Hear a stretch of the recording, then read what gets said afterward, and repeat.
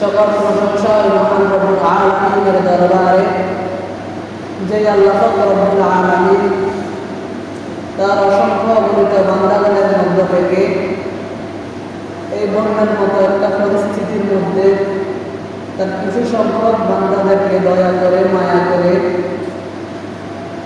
আল্লাহ তাআলা তার ডাকে সাড়া দিয়ে আল্লাহর মসজিদের মধ্যে আসার এবং বসার মতো তৌফিক দান করেছেন। সেই মহান রব্বুল আলামিনের দরবারে অন্তরের অন্তরস্থল থেকে কালিমাতুশ শুকর আদায় করে আলহামদুলিল্লাহ।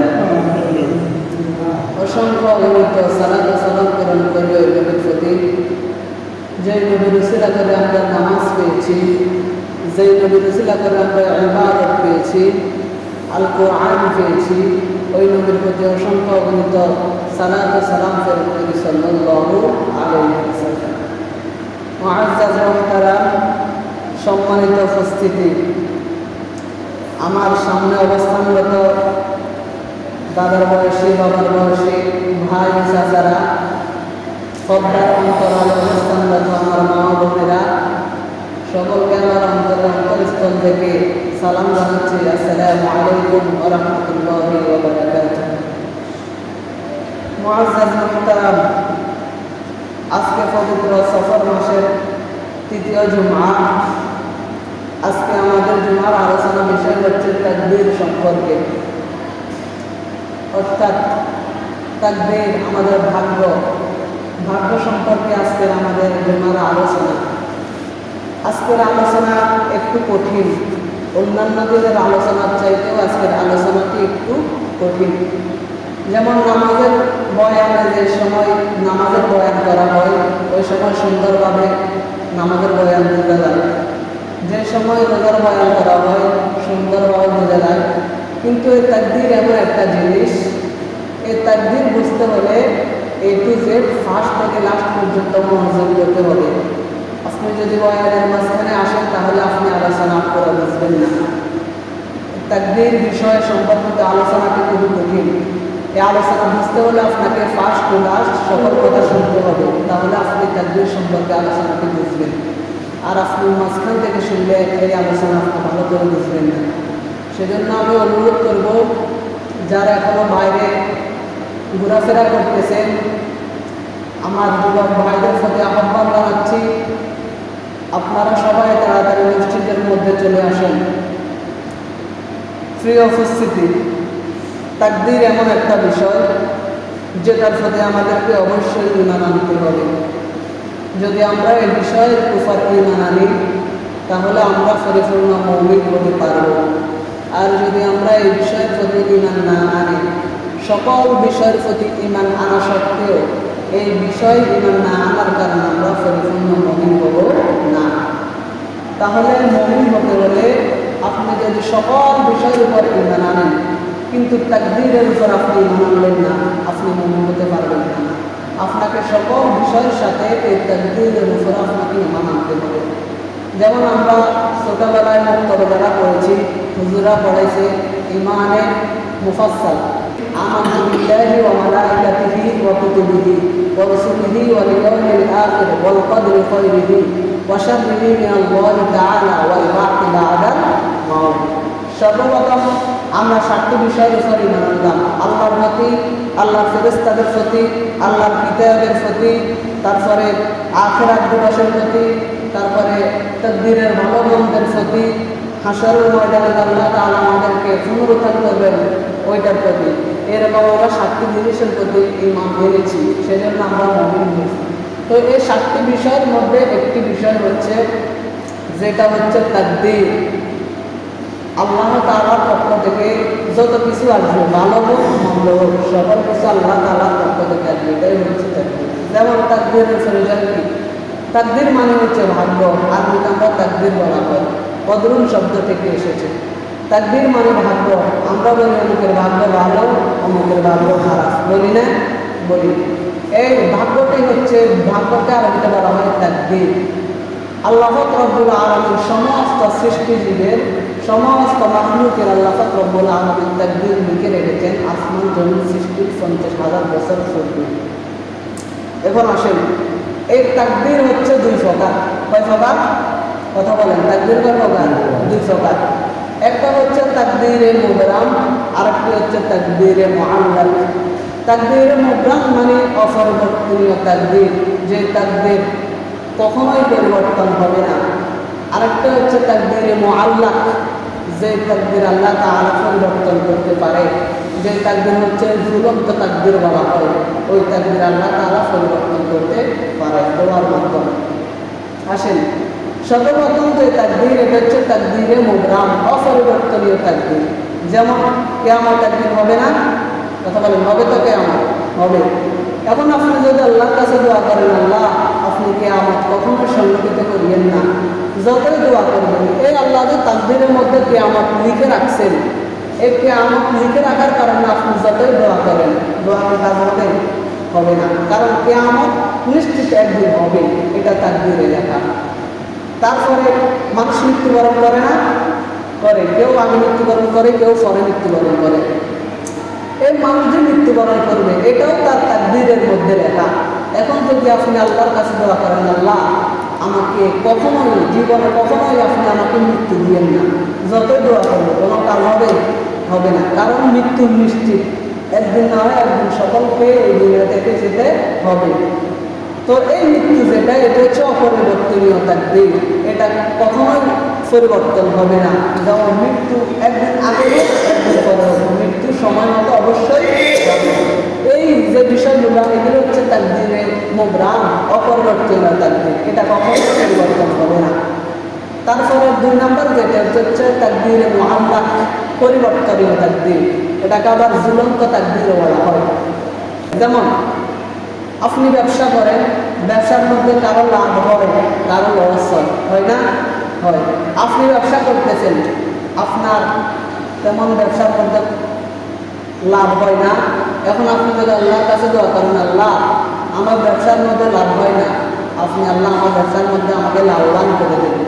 এই দোয়া করার কারণে আপনার তাকদীরে লেখা ছিল আপনি ব্যবসার মধ্যে লাভ করতে পারবেন না, কিন্তু দোয়া করার কারণে আল্লাহ তাআলা আপনার ব্যবসা ওই তাকদীরের মধ্যে যেখানে লস ছিল, ওখানে আল্লাহ তাআলা লাভ লিখে দিবেন। সুবহানাল্লাহ। এইরকম আরো অনেক তাকদীর রয়েছে। যেমন আপনার সন্তান পরীক্ষা দিবে, আল্লাহ পাক রব্বুল আলামিন আপনার সন্তানের তাকদীরের মধ্যে লিখে রেখেছেন সে এসএসসি পরীক্ষায় ফেল করবে। কি লিখেছেন? এসএসসি পরীক্ষায় ফেল করবে, এটা আল্লাহ তাআলা আপনার সন্তানের তাকদীরে লিখেছেন। কিন্তু আপনার সন্তান যদি আল্লাহর কাছে দোয়া করে, আল্লাহ আপনি আমাকে এসএসসি পরীক্ষায় পাস করাই দেন, আপনি যদি দোয়া করেন, আল্লাহ আপনি আমার সন্তানকে এসএসসি পরীক্ষায় পাস করাই দেন, আল্লাহ তাআলা আপনার সন্তানের তাকদীরে এসএসসি পরীক্ষায় ফেল লেখা সত্ত্বেও দোয়া করার কারণে আল্লাহ তাআলা ওই ফেলটাকে মুছে ওই জায়গায় পাস লিখে দিবেন। সুবহানাল্লাহ। তো যেখানে ফেল লেখা ছিল ওখানে কিন্তু আল্লাহ তাআলা দোয়ার মাধ্যমে তাকদীর পরিবর্তন করে চেঞ্জ করে দেন। এগুলো হচ্ছে তাকদীরে মুআল্লাক, পরিবর্তনীয় তাকদীর। এই তাকদীর আল্লাহ তাআলা পরিবর্তন করে দোয়ার মাধ্যমে। এখন আসুন, মানুষের তাকদীর আল্লাহ পাক রব্বুল আলামিন 3 ভাবে লেখে। কয়ভাবে? কথা বলেন, মানুষের তাকদীর লেখা হয় কয়ভাবে? 3 ভাবে। আল্লাহ পাক রব্বুল আলামিন মানুষের তাকদীর অর্থাৎ ভাগ্য লেখেন 3 ভাবে। যেমন সর্বপ্রথম আল্লাহ পাক রব্বুল আলামিন মানুষের তাকদীর লেখেন আসমান জমিন সৃষ্টির 50,000 বছর আগে। মুসলিম শরীফের 6641 নম্বর হাদিস।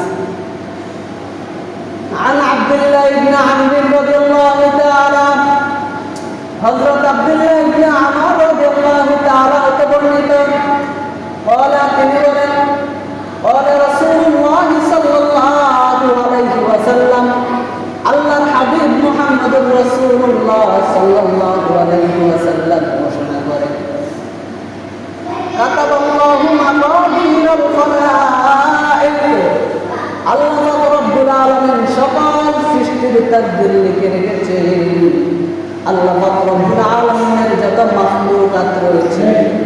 সকল মাখলুকাতের তাকদীর আল্লাহ পাক রব্বুল আলামিন লিখে রেখেছেন। قبل أن يخلق السماوات والأرض ب50,000 سنة আসমান এবং জমিন সৃষ্টির 50,000 বছর আগে। সুবহানাল্লাহ। রাসূল সাল্লাল্লাহু আলাইহি ওয়াসাল্লাম মুসলিম শরীফের হাদিসের বর্ণনায় রাসূল সাল্লাল্লাহু আলাইহি ওয়াসাল্লাম বলেন, কাতাবাল্লাহু মাকাদিরুল খালাইক, আল্লাহ পাক রব্বুল আলামিন যত কিছু সৃষ্টি করেছেন, আল্লাহ পাক রব্বুল আলামিনের যত মাখলুকাত রয়েছে, আল্লাহ পাক রব্বুল আলামিন সকল মাখলুকের তাকদীর লিপিবদ্ধ করে রেখেছেন। কখন? قبل أن يخلق السماوات والأرض ب50,000 سنة আসমান এবং জমিন সৃষ্টির 50,000 বছর আগে। সুবহানাল্লাহ। আল্লাহ তাআলা যত মাখলুক রয়েছে সকল মাখলুকের তাকদীর লিখে রেখেছেন। কখন? قبل أن يخلق السماوات والأرض আসমান এবং জমিন সৃষ্টির ب50,000 سنة 50,000 বছর আগে। সুবহানাল্লাহ। কখন?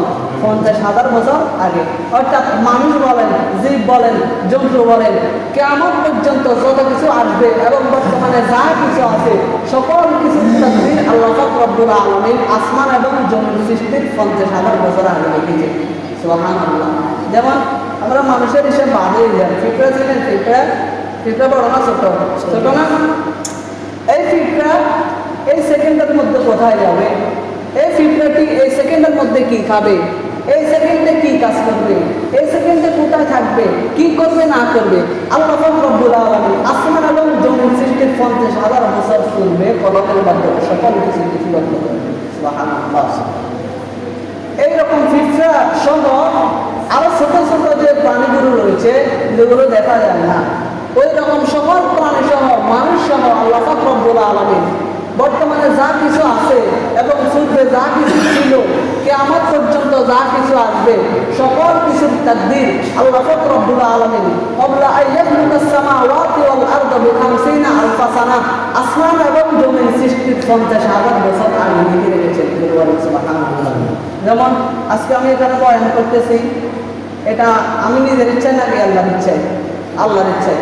আমি এখানে আজকে বয়ান করছি, এটা আল্লাহ কালকে লেখেন নাই, পরশুও লেখেন নাই।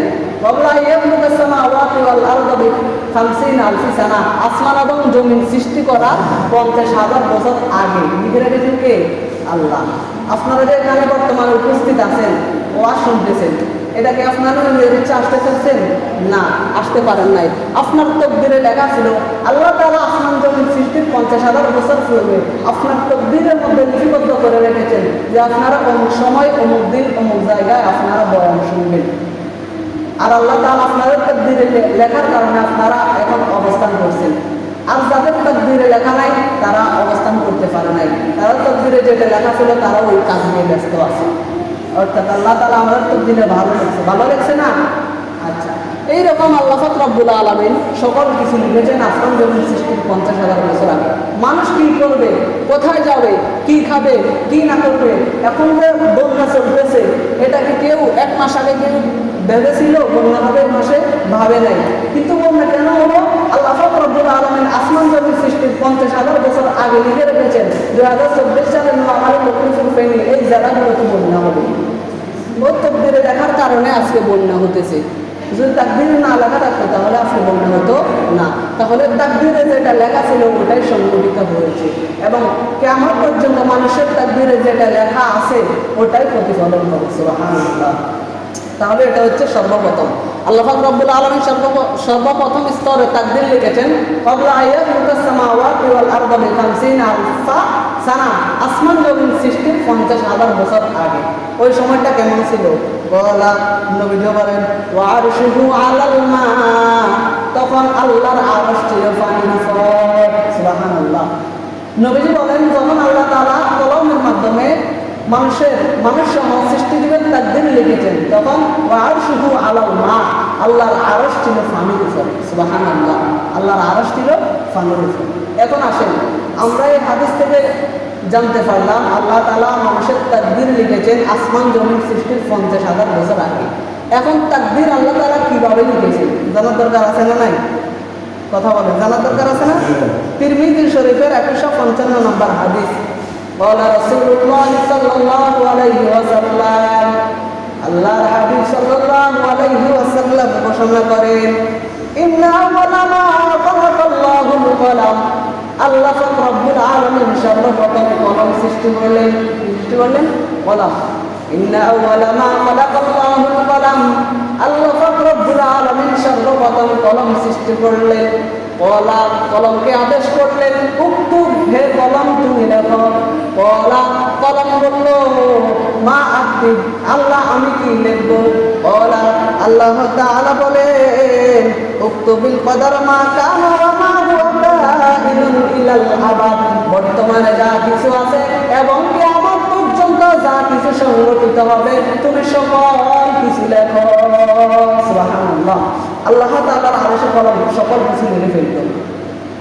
নবীজি বলেন আল্লাহ পাক রব্বুল আলামিন যখন মানুষের তাকদীর লিখবেন সর্বপ্রথম কলম সৃষ্টি করে কলমকে আদেশ করলেন উক্তুব হে কলম তুমি লেখো কলমা উক্তুবি কলম বলে আল্লাহ আমি কি লিখবো আল্লাহ তাআলা বলে বর্তমানে যা কিছু আছে ওই সময়ের কথা যে সময় লেখার কথা বলছে ওই সময়ের কথা ওই সময় যা কিছু বর্তমানে আছে এবং কিয়ামত পর্যন্ত যত কিছু সংগঠিত হবে যা কিছু আসবে সকল কিছু তুমি লেখো নবীজি বলেন আল্লাহ তাআলার ওয়ার্ড আরে কলম সকল কিছু লিখে ফেলবে সুবহানাল্লাহ আর ওই লেখাটি হচ্ছে মানুষের তাকদীর ওই লেখা কি মানুষের তাকদীর যেটা পূর্বের হাদিস থেকে বোঝা গেল আসমান জমিন সৃষ্টির 50,000 বছর আগে তখন আল্লাহর আরশ কোথায় ছিল পানির উপরে কোথায় ছিল পানির উপরে এখন আসেন এখানে বলা হয়েছে ইন্না আউয়ালা মা খালাকাল্লাহুল কলাম আল্লাহ পাক রব্বুল আলামিন সর্বপ্রথম কলম সৃষ্টি করলেন নবীজি বলেছেন কি আল্লাহ সর্বপ্রথম কি সৃষ্টি করলেন কলম সৃষ্টি করলেন কিন্তু আমরা জানি আল্লাহ পাক রব্বুল আলামিন সর্বপ্রথম নূরে মুহাম্মাদের সৃষ্টি করলেন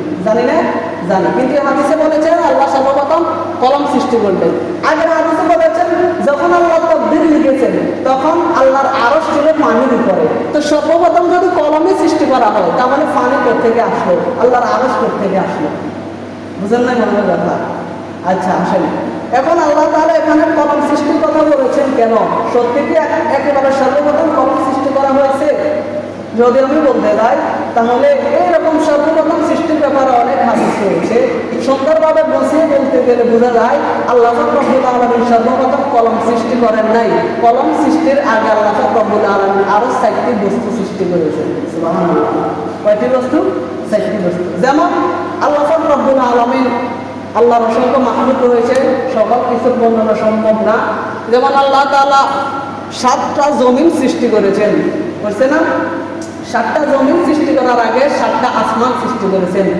7টা আসমান সৃষ্টি করার আগে আল্লাহ তাআলা কলম সৃষ্টি করেছেন যে কলমের কথা বলা হয়েছে এই কলম সৃষ্টির আগে আল্লাহ পাক রব্বুল আলামিন আল্লাহর আরশ সৃষ্টি করলেন আরশ সৃষ্টি করার আগে আল্লাহ তাআলা পানি সৃষ্টি করলেন পানি সৃষ্টি করার আগে আল্লাহ তাআলা বাতাস সৃষ্টি করলেন বাতাস সৃষ্টির আগে আল্লাহ তাআলা যে জিনিসটি সৃষ্টি করলেন ওই জিনিসটি হচ্ছে নূরে মুহাম্মদুর রাসূলুল্লাহ সাল্লাল্লাহু আলাইহি ওয়াসাল্লাম আমার নবীজির নূর মুবারক সৃষ্টি করলেন অর্থাৎ নূর সৃষ্টি করার পর আল্লাহ পাক রব্বুল আলামিন বাতাস সৃষ্টি করেছেন বাতাস সৃষ্টি করে বাতাসের উপর আল্লাহ তাআলা পানি সৃষ্টি করে পানি রাখছেন বাতাসের উপরে পানি সৃষ্টি করে পানির পরে আল্লাহ তাআলা আরশ সৃষ্টি করে পানির উপরে আরশ রাখছেন আর আরশ রাখার কারণে নবীজি বলেছেন ওয়া আরশুহু আলাল মা যখন তাকদীর লেখা হয়েছে তখন আল্লাহর আরশ ছিল পানির উপরে তো এই আরশ রাখার পর আরশ আল্লাহ তাআলা আরশ সৃষ্টির পর আল্লাহ তাআলা কলম সৃষ্টি করলেন তখন কলম সৃষ্টির পর আল্লাহ তাআলা এই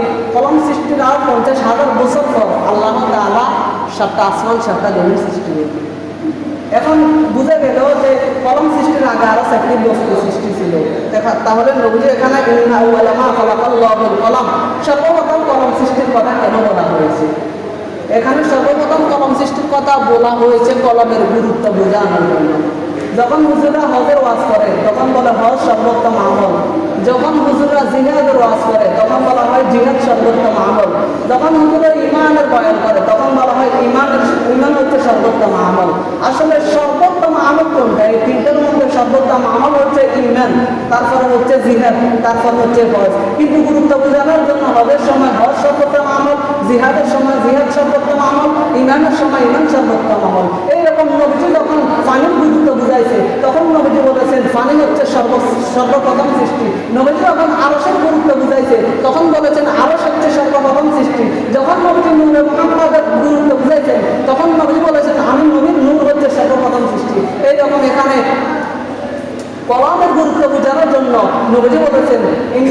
নবীজি বলেছেন ইন্না আউওয়ালা মা খালাকাল্লাহুল কলম, আল্লাহ পাক রব্বুল আলামিন সর্বপ্রথম কলম সৃষ্টি করেছেন। তাহলে বুঝা গেল কলম সৃষ্টি করেছেন, এটা একেবারে সর্বপ্রথম কলম সৃষ্টি নয়। এখানে কলমের গুরুত্ব বোঝানোর জন্য বলা হয়েছে সর্বপ্রথম কলম সৃষ্টি। তো এই কলম সৃষ্টি করে আল্লাহ তাআলা কলমকে আদেশ করলেন লেখো। কলম বলল কি লিখবো? আল্লাহ তাআলার ওয়ার্ডারে কলম মানুষ এবং সৃষ্টিজীব আল্লাহ তাআলা যত মাখলুক রয়েছে সকল মাখলুকের তাকদীর লিখেছেন। জোরে বলুন সুবহানাল্লাহ। এটা হচ্ছে সর্বপ্রথম স্তর। দ্বিতীয় নম্বর যে স্তর আল্লাহ পাক রব্বুল আলামিন মানুষের তাকদীর লিখেছেন, দ্বিতীয় নম্বর স্তর হচ্ছে মাতৃগর্ভে।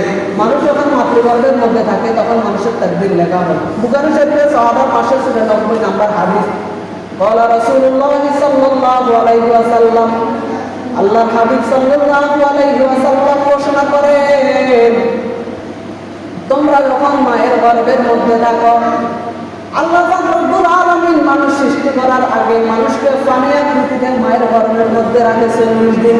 কয়দিন? 40 দিন। মায়ের গর্ভের মধ্যে মানুষ ফানি আকারে 40 দিন অবস্থান করে। 40 দিন পরে আল্লাহ তাআলার হুকুমে ওই পানিগুলো রক্তে পরিণত হয়। ওই রক্ত অবস্থায় মায়ের রেহেমের মধ্যে 40 দিন অবস্থান করে। 40 দিন অবস্থান করার পর ওই রক্তগুলো আল্লাহ তাআলার হুকুমে গোশত আকারে পরিণত হয়। আল্লাহ পাক রব্বুল আলামিন তখন একটা ফেরেশতা মায়ের রেহেমের মধ্যে প্রেরণ করে দেন। আল্লাহ পাক রব্বুল আলামিন একটা ফেরেশতা মায়ের গর্ভের মধ্যে পাঠিয়ে দেন। আল্লাহ তাআলার হুকুমে ওই ফেরেশতা ওই মানুষের আকৃতিটা ধারণ, মানুষের আকৃতিটা গ্রহণ করে। ফেরেশতা আল্লাহকে ডাক দেয়, ওই আল্লাহ, এই শিশুটি কি ছেলে হবে নাকি মেয়ে হবে? আল্লাহ তাআলার হুকুমে তাকে ছেলের আকৃতি অথবা মেয়ের আকৃতি দান করেন। তখন ফেরেশতা জিজ্ঞেস করে, আল্লাহ, আপনার এই বান্দার আমল কেমন হবে? তখন আল্লাহ তাআলার হুকুমে ফেরেশতা তার তাকদীর লেখেন। তারপরে ফেরেশতা জিজ্ঞেস করে, আল্লাহ, আপনার এই বান্দা কতদিন জীবিত থাকবে, কোথায় মৃত্যুবরণ করবে? আল্লাহ তাআলার ওয়ার্ডারে তার তাকদীর লেখা হয়। তারপর ফেরেশতা বলে, আল্লাহ, আপনার এই বান্দা দুনিয়া থেকে সৌভাগ্যবান হবে নাকি দুর্ভাগ্যবান হবে? আল্লাহ তাআলার হুকুমে ফেরেশতা তার তাকদীর লিখে ফেলেন। এইরকম আল্লাহ পাক রব্বুল আলামিনের হুকুমে মানুষ যখন মাতৃগর্ভে থাকে তখন মানুষের তাকদীর লেখা হয়। সুবহানাল্লাহ। দ্বিতীয় নম্বর হচ্ছে মানুষ যখন মায়ের মাতৃগর্ভে থাকবে তখন আল্লাহ তাআলা তাকদীরের কিছু জিনিস ফেরেশতাদের মাধ্যমে লিখে ফেলে। সুবহানাল্লাহ। যেমন আমরা কোথায় মৃত্যুবরণ করবো, কখন মৃত্যুবরণ করবো, আমাদের রিজিক কেমন হবে, আমাদের আয়ু কেমন হবে, এই জিনিসগুলো আমরা মাতৃগর্ভে থাকা অবস্থায় আল্লাহ তাআলা যখন আমাদের শরীরের মধ্যে কোনো রূপ প্রয়োগ করা হয় নাই তার আগে আল্লাহ তাআলা তাকদীর লিখে ফেলেছেন। বলেন সুবহানাল্লাহ। তারপরে 3 নাম্বার, দোয়ার মাধ্যমে তাকদীর পরিবর্তন হয়। নিজের শরীরের 139 নম্বর হাদিস, আন সালমান রাদিয়াল্লাহু তাআলা আনহু, হযরত সালমান রাদিয়াল্লাহু তাআলা থেকে বর্ণিত, ওয়ালা তিনি বলেন, ওয়া রাসূলুল্লাহ সাল্লাল্লাহু আলাইহি ওয়াসাল্লাম, আল্লাহর হাবিব সাল্লাল্লাহু আলাইহি ওয়াসাল্লাম ঘোষণা করেন, লা ইয়ারুদ্দুল কদা ইল্লা দুআ, দোয়া ব্যতীত তাকদীর কখনোই পরিবর্তন হয় না। ইবনে মাজাহ শরীফের হাদিস, সাওবান রাদিয়াল্লাহু তাআলা বর্ণনা করেন, রাসূল সাল্লাল্লাহু আলাইহি ওয়াসাল্লাম বলেন, লা ইয়ারুদ্দুল কদর ইল্লা বিদুআ, নবীজি বলেন দোয়া ব্যতীত তাকদীর কখনোই পরিবর্তন হয় না। সুবহানাল্লাহ। আমাদের তাকদীরের মধ্যে যেটা লেখা আছে ওটা পরিবর্তনের মাধ্যম শুধু একটা, ওটা হচ্ছে দোয়া। এটা কি? দোয়া। দোয়ার মাধ্যমে আল্লাহ তাআলা আমাদের তাকদীর পরিবর্তন করবে। আর যদি দোয়া ছাড়া অন্য কোনো মাধ্যম অবলম্বন করি তাহলে আমাদের তাকদীর পরিবর্তন হবে না। এটা নবীজির হাদিস। নবীজি বলেছেন দোয়ার মাধ্যমে আল্লাহ তাআলা মানুষের তাকদীর কি করে? পরিবর্তন করে। দোয়া ব্যতীত অন্য কোনো জিনিস তাকদীর পরিবর্তন করতে পারে না। দেখুন, মানুষকে আল্লাহ তাআলা সৃষ্টি করেছেন এবং মানুষের তাকদীরে জান্নাত অথবা জাহান্নাম উভয় জিনিস লিখে রেখেছেন। নবীজি বলেন এমন কোনো মানুষ নাই যার ব্যাপারে আল্লাহ তাআলা তাকদীর লিখে রাখেন নাই, অর্থাৎ সে কি জান্নাতি নাকি জাহান্নামী ওই জিনিসটা আল্লাহ লেখেন নাই, এমন কোনো মানুষ নাই এবং কিয়ামত পর্যন্ত আসবেও না। যেমন আমি জান্নাতে যাব নাকি জাহান্নামে যাব এটা আল্লাহ তাআলা তাকদীরের মধ্যে লিখে রেখেছেন আসমান জমিন সৃষ্টির 50,000 বছর আগে। আপনারা কে জান্নাতে যাবেন কে জাহান্নামে যাবেন এটা আল্লাহ তাআলা তাকদীরের মধ্যে লিখে রেখেছেন আসমান জমিন সৃষ্টির 50,000 বছর আগে। যেমন রাসূল সাল্লাল্লাহু আলাইহি ওয়াসাল্লামের একটা হাদিস, قال رسول الله صلى الله عليه وسلم, আল্লাহর হাবিব সাল্লাল্লাহু আলাইহি ওয়াসাল্লাম ঘোষণা করেন, নবী যখন মানুষ আল্লাহর ইবাদত করতে করতে করতে করতে এমন একটি পর্যায়ে পৌঁছে যায় তার এবং জান্নাতের মাঝে মাত্র এক হাতের দূরত্ব থাকে। কয় হাতের? এক হাতের। নবীজি বলেন মানুষ আল্লাহর ইবাদত করতে করতে এমন একটি পর্যায়ে চলে যায় তার আর জান্নাতের মাঝে মাত্র এক হাতের দূরত্ব থাকে, কিন্তু সে যতই আল্লাহর ইবাদত করুক, যত সে নামাজ রোজা পড়ুক, আল্লাহ তাআলা আসমান জমিন সৃষ্টির 50,000 বছর আগে তার তাকদীরের মধ্যে জাহান্নাম লিখে রেখেছেন। আর জাহান্নাম লেখা থাকার কারণে তার কর্মের উপর তার তাকদীর বিজয়ী হয়, আর তার তাকদীর বিজয় হওয়ার কারণে আস্তে আস্তে সে আল্লাহ তাআলার আমলগুলো ছাড়তে থাকে এবং গুনার কাজগুলো করতে শুরু করতে থাকে। গুনার কাজগুলো করতে করতে করতে করতে এমন একটি পর্যায়ে চলে যায় শেষ পর্যন্ত আল্লাহ তাআলা তাকে জাহান্নামে নিক্ষেপ করেন। নাউযুবিল্লাহ। অপর পক্ষে বলা হয়েছে রাসূল সাল্লাল্লাহু আলাইহি ওয়াসাল্লাম, আল্লাহ তাআলার এমন বান্দা রয়েছে, তোমাদের মধ্যে এমন লোক রয়েছে যারা সর্ব অবস্থায় গুনার কাজ করে, সর্ব অবস্থায় চুরি করে, ডাকাতি করে, নামাজ ছাড়ে, রোজা ছাড়ে, আল্লাহ তাআলার কোনো ইবাদত করে না, কিন্তু আল্লাহ তাআলা আসমান জমিন সৃষ্টির 50,000 বছর আগে তার তাকদীরের মধ্যে জান্নাত লিখে রেখেছেন। সে কিন্তু বদ আমল করে, কিন্তু তার তাকদীর তার আমলের উপর বিজয়ী হয়। তার তাকদীরের মধ্যে জান্নাত লেখা আছে, জান্নাত লেখার কারণে তার বদ আমলের উপর তার তাকদীর বিজয়ী হয়। আস্তে আস্তে সে নামাজ পড়তে শুরু করে, রোজা রাখতে শুরু করে, আল্লাহ তাআলার সকল হুকুম আহকাম নবীর তরিকা অনুযায়ী জীবন যাপন করতে শুরু করে। আর এই জীবন যাপন করার কারণে আল্লাহ পাক রব্বুল আলামিন তাকে জান্নাত দান করেন। সুবহানাল্লাহ। নবীজি বলেছেন তোমাদের মধ্যে এমন লোক আছে যারা সর্ব অবস্থায় আল্লাহ তাআলার ইবাদত করে, নামাজ পড়ে, রোজা রাখে, হজ করে, জাকাত করে, তাফসীর তালিম করে, নফল রোজা রাখে, নফল নামাজ পড়ে, সব সময় আল্লাহ তাআলার ইবাদত করে, কিন্তু আসমান জমিন সৃষ্টির 50,000 বছর আগে আল্লাহ তাআলা তার তাকদীরে জাহান্নাম লিখেছেন। সে যতই ইবাদত করুক না কেন, তার তাকদীরে জাহান্নাম লেখার কারণে তার কর্মের উপর তার তাকদীর বিজয় হয়। আর তার তাকদীর বিজয় হওয়ার কারণে তার তাকদীরে যেহেতু জাহান্নাম লেখা, সে আস্তে আস্তে নামাজ ছাড়ে, আস্তে আস্তে রোজা ছাড়ে, আস্তে আস্তে দান সাদকা ছেড়ে দেয়, আস্তে আস্তে আল্লাহর ইবাদত ছেড়ে দেয়। তারপরে এমন একটা অবস্থায় চলে আসে তাকে আল্লাহ তাআলা জাহান্নামে নিক্ষেপ করে। এমন মানুষ আছে না, আগে নামাজ পড়তে পড়ে নামাজ পড়ে না, আছে না, আগে রোজা রাখতে হবে না, রোজা রাখে না অলসতার কারণে। তাহলে মানুষের কর্মের উপর ডিপেন্ড করবে না, এটা ডিপেন্ড করবে তাকদীরের উপর। আপনি যে নামাজ ছেড়ে দিয়েছেন এটা আপনার নিজের ইচ্ছা না, আপনার তাকদীরে লেখা ছিল, সেজন্য আপনি নামাজ ছাড়ছেন। আপনি যে নামাজ পড়ছেন এটা আপনি নিজের ইচ্ছা না, আপনার তাকদীরে লিখেছে, লেখা ছিল, সেজন্য আপনি নামাজ ছাড়ছেন। এখন বলবেন তাহলে আমি নামাজ পড়েছি, তাকদীরে লেখা আছে, এটা আমার দোষ কি? আমি নামাজ পড়ছি, তাকদীরে লেখা আছে, আমার দোষ কি? আমি শুরু করেছি, এটা আমার তাকদীরে লেখা ছিল, এখন আমার দোষ কি? বলবেন না। সময় শেষ, সেজন্য বিস্তারিত বলা সম্ভব না। ইনশাআল্লাহ আগামী জুমায় বাকিগুলো আলোচনা হবে। ওয়া আখিরু দাওয়ানা আলহামদুলিল্লাহি রাব্বিল আলামিন। আসসালামু আলাইকুম ওয়া রাহমাতুল্লাহ।